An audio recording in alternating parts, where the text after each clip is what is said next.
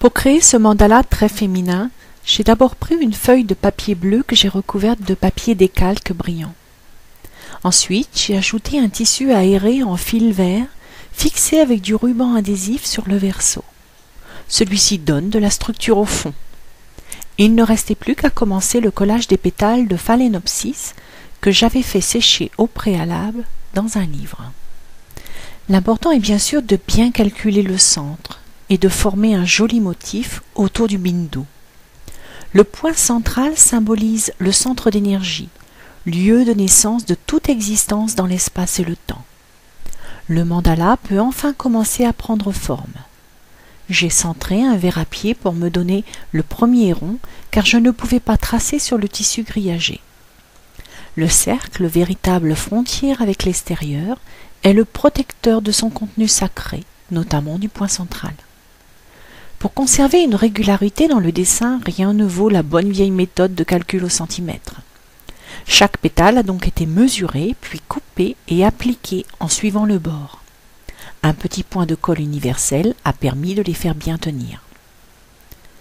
À chaque application de pétales, un temps de séchage était nécessaire.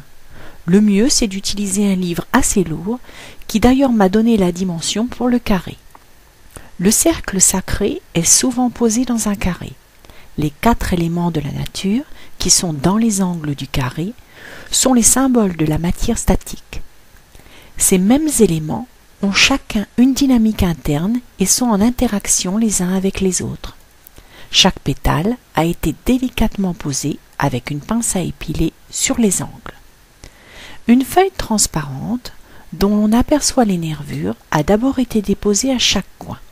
Ensuite, pétales et cœurs de fleurs de Phalaenopsis ont pris place sur le dessus.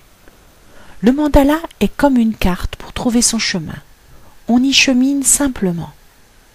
Après un ruban assorti aux autres couleurs a été collé tout le long du bord de la feuille et des feuilles transparentes coupées en leur milieu ont été collées dessus. Quelques agréments encore à 2 endroits terminent ce tableau mandala en fleurs séchées. Un peu de patience et à la fin, la joie de découvrir que toutes les couleurs s'harmonisent entre elles pour former un tableau mandala en pétales d'orchidées séchées.